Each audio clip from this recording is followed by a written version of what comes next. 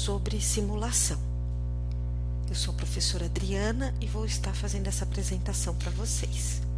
Bom, nessa primeira parte, o que pretendemos é responder algumas questões.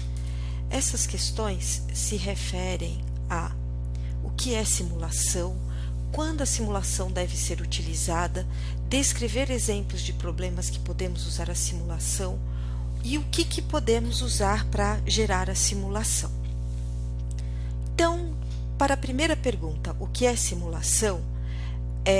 Podemos usar uma definição que é apresentada principalmente pelo livro base para essa disciplina, que é do Moore e Weatherford, que a simulação é um método de modelar a essência de uma atividade ou sistema, de modo que possam ser feitas experiências para avaliar o comportamento do sistema ou o efeito ao longo do tempo. Ou seja, na verdade, a ideia da simulação é: eu não tenho conhecimento sobre o que pode acontecer, então eu uso a simulação para analisar esses aspectos, tá? Então eu vou usar a simulação, por exemplo, para entender como é que funciona determinado tipo de modelo de avião. Não vou construir o avião, vou primeiro fazer uma simulação, uma tentativa, ou seja, o teste de aviões em túneis de tempo da indústria aeronáutica. Vou fazer uma simulação para ter uma ideia de quantos produtos são necessários comprar por causa da questão da venda. E para não ter muitos produtos em estoque, tá certo? Então, o controle do estoque posso fazer através desse processo de simulação. Da mesma forma, a programação da produção. Como que eu posso programar a produção através da simulação? Tá ok? E, além disso, para questões de manutenção. Então, que tipo de máquina que quebra mais ou quebra menos, tá certo? Então, isso pode ser uma das formas de entender o tipo de máquina que tem um tempo de vida melhor, como é que isso é feito através de distribuições de probabilidade, tá ok? Bom, então, na verdade, quando eu pensar em fazer, por exemplo, construir um carro para fazer experimento com esse carro, isso pode ser muito caro, muito dispendioso, tá certo? Então, por isso que a gente usa a simulação para fazer experimentos no próprio modelo. Um outro ponto importante que está no livro do Moore, que eu acho bem interessante, é que a habilidade de modelos de simulação para captar a variabilidade de medidas de desempenho e reproduzir comportamento no curto prazo faz da simulação uma ferramenta poderosa. Esse é o ponto principal da simulação, ou seja, eu conseguir entender como diversas variáveis estão variando e como essa variação delas impacta algo que eu estou estudando ou alguma outra variável resposta, que poderia ser considerado como uma medida de desempenho, tá certo? Para entender como que os resultados são influenciados pelas vários tipos de entrada.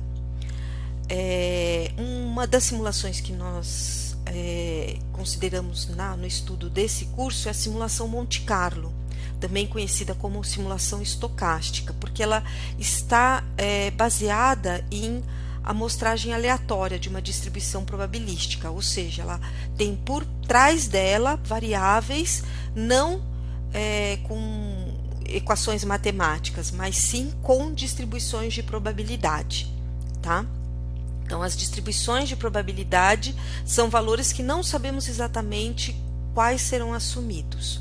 E isso é o que faz a riqueza do processo do uso de simulação, ok? Agora, quando que a gente deve usar a simulação? Bom, o que acontece é que a gente pode pensar o seguinte: uma das grandes dificuldades que temos é que, às vezes, os modelos, pensando nos modelos analíticos, que tem as equações matemáticas, muitas vezes a gente não consegue traçar todas as equações matemáticas. não é possível ter uma ideia de tudo o que está acontecendo. Além disso, os modelos analíticos, geralmente, ele prevê um comportamento médio, um estado de estabilidade, de longo prazo. Então, nós não temos a diversidade de possibilidades, tá certo? Hoje em dia, a simulação também você pode fazer com uma quantidade bem grande de softwares. Então, toda vez que nós temos uma decisão com risco, ou seja, o comportamento de uma ou mais variáveis ou fatores não são conhecidos com total certeza, é interessante a gente usar o modelo de simulação. Então, exemplos dessas situações, né? Número de ligações. Você não sabe, não é? Você não recebe 2 ligações a cada 10 minutos. Você não sabe quantas ligações você vai receber. Como é que você vai dimensionar o número de pessoas que vão estar lá atendendo esse número de ligações? Ou mesmo pensar em carros chegando numa praça de pedágio, né? Quantas pessoas tem que estar lá atendendo, né, para poder conseguir dar conta desse número de carros que estão chegando na praça de pedágio. Uma outra utilização também é no retorno de investimento, porque muitas vezes eu não tenho certeza da demanda, eu não tenho certeza dos custos, de todos os valores. E aí eu posso usar a simulação para ter uma distribuição de retornos possíveis e, inclusive, calcular a probabilidade dele ser negativo. A taxa de chegadas de pessoas em uma fila. Eu tenho em média, por exemplo, posso ter em média, a cada 10 minutos chegam 7 pessoas. Mas não necessariamente sempre a cada 10 minutos vão chegar 7 pessoas. Podem chegar mais, podem chegar menos. Então, isso, toda vez que tem um contexto de variabilidade, é importante usar a simulação. Então, o que está por base da simulação é uma variável aleatória, que está relacionado com uma distribuição de probabilidade, que é o foco do entendimento nesse processo, tá? Agora vamos ver alguns exemplos de problemas que poderiam usar simulação. Isso é muito considerado, esses exemplos eles estão no livro do Moore e é um livro que é adotado nessa disciplina, que é interessante como base para o entendimento. Então, um exemplo seria um projeto de instalação para descarregamento de caminhões, né? Então, quais seriam as incertezas que nós temos com isso? Tá certo? O que pode estar acontecendo? Então, se a gente pensar num processo de descarregamento de caminhão, nós temos uma situação, né, dessa forma. Nós temos aqui, podemos ter uma praça, tá certo? Uma praça aqui. Nesse processo temos os lugares, quantos lugares, né, que são chamados de doca, eu tenho que construir para descarregamento dos caminhões, tá certo? Então, eu tenho esse processo aqui e eu tenho que pensar o seguinte, eu tenho os caminhões chegando, tá certo? E nisso, na hora que eu tenho um caminhão chegando, ele vai estar parando aqui, né, para ser feito o processo de descarregamento. E eu tenho que pensar o seguinte, esses caminhões que estão aqui, eles estão fazendo o processo de descarregamento, né? Mas tem outros caminhões chegando. Qual que é essa taxa de chegada dos outros caminhões aqui? Tá certo? Quantos caminhões estão chegando? Quantos vão ficar aqui parados? Qual que é o tamanho desse caminhão? Qual deveria ser o tamanho dessas docas, né, para receber esses caminhões aqui? Então, nós teríamos aqui 1, 2, 3. Será que essas 3 são suficientes ou não? Por que isso é importante? Então, nós temos várias variáveis aqui. Temos a variável que é a taxa de chegada do caminhão. Nós temos a variável que é o tamanho do caminhão, que pode ser um tamanho maior, pode ser um tamanho menor, tá certo? Temos a questão da carga desse caminhão, temos de quantos caminhões vão poder ficar aqui no processo de espera. Então, tudo isso faz com que a gente reflita sobre essas questões, né? Por quê? Porque o projeto do lugar para descarregar o caminhão vai afetar o seu custo, né? Essa construção do processo de operação, tá certo? Bom, e além disso, um outro exemplo, a determinação de políticas de controle de estoque. Na verdade, a gente tem em mente, né? Quanto é que eu devo pedir, fazer um novo pedido à fábrica e de quanto?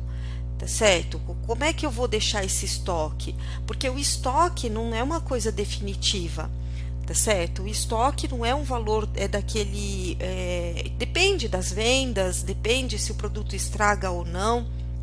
Então, tem uma série de variáveis que não são determinísticas, né? Elas muitas vezes seguem uma distribuição de probabilidade, e aí nisso se justifica a utilização de simulação. O overbooking de companhia aérea, ele é interessante porque geralmente vai faltar, alguns passageiros vão desistir, né? E aí a companhia vai ter que ressarcir isso. Por isso que hoje em dia o que tem acontecido é que os preços estão muito baixos e as companhias estão colocando tarifas muito altas para fazer esse processo de reembolso, tá certo? Mas é um problema que pode ser pensado nesse processo, né? Então, por isso que tem vários valores de tarifa que dão a flexibilidade ou não para comparecer e para remarcar novas passagens. Um artigo que é muito interessante é esse de utilização de técnicas de simulação para desenvolvimento, testes e validação de projetos de automação. Esse é um artigo que ele traz uma visão geral da questão da utilização das técnicas de simulação. Ok? Bom, aqui temos uma visão geral das etapas no processo de simulação. Temos aqui como inicialmente a necessidade de definir o problema, por isso a todo tempo quando temos uma solução para resolver, nós precisamos definir o problema. No segundo momento, formular o modelo, ou seja, fazer um desenho desse modelo. Validar o modelo significa verificar, né, no meio ambiente até que ponto aquele modelo inicialmente construído realmente representa a realidade ou não, né? Depois disso, fazer a simulação, projetar a experiência, coletar alguns dados para então fazer a simulação, tá certo? Avaliar essas estatísticas, verificar se realmente conseguiu achar a resposta. Depois, revisar o modelo, se não tiver ainda satisfeito, tá certo? Se a simulação ainda não estiver correta, fazer a revisão do modelo, coletar mais dados, refazer o processo ou terminar e finalmente finalizar esse processo, ok? Bom, então, essa primeira parte falou sobre o que é simulação e recomendamos fortemente a leitura dos capítulos que se referem a esse assunto.